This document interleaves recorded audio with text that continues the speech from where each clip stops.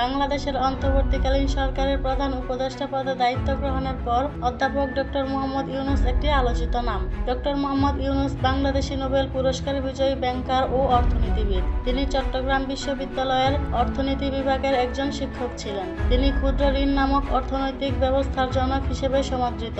অধ্যাপক ইউনূস গ্রামীণ ব্যাংকের প্রতিষ্ঠাতা। মোহাম্মদ ইউনূস এবং তার প্রতিষ্ঠিত গ্রামীণ ব্যাংক যৌথভাবে 2006 সালে নোবেল শান্তি পুরস্কার লাভ করেন। তিনি প্রথম বাংলাদেশী হিসেবে এই পুরস্কার লাভ করেন। ডক্টর ইউনূস বিশ্ব খাদ্য পুরস্কার সহ আরও জাতীয় ও আন্তর্জাতিক পুরস্কার লাভ করেছেন।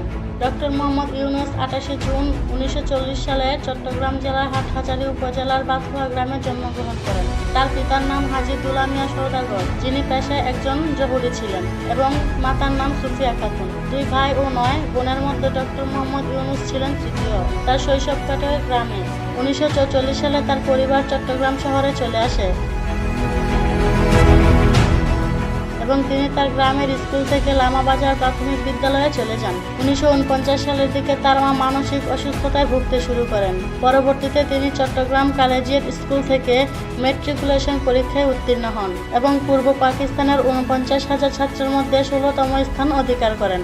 1971 সালে বাংলাদেশের স্বাধীনতা যুদ্ধের সময় মোহাম্মদ ইউনূস বাংলাদেশের পক্ষে বিদেশে জনমত গড়ে তোলা এবং মুক্তিযোদ্ধাদের সহায়তা প্রদানের জন্য সাংগঠনিক কাজে নিয়োজিত ছিলেন। মুক্তিযুদ্ধ পরবর্তীকালীন সময়ে মোহাম্মদ ইউনূস দেশের নাগরিকদের দারিদ্রতার বিরুদ্ধে তার সংগ্রাম শুরু করেন। 1974 সালে বাংলাদেশের সংগঠিত দুর্ভিক্ষের সময় তিনি বুঝতে পারেন স্বল্প পরিমাণে ঋণ দরিদ্র মানুষের জীবনমান উন্নয়নে অত্যন্ত কার্যকরী ভূমিকা পালন করতে পারে। সেই সময়ে তিনি গবেষণার লক্ষ্যে গ্রামীণ অর্থনৈতিক প্রকল্প চালু করেন। 1974 সালে মোহাম্মদ ইউনূস তেবাগা খামার প্রতিষ্ঠা করেন, যা সরকার প্যাকেজ প্রোগ্রামের আওতায় অধিগ্রহণ করেন।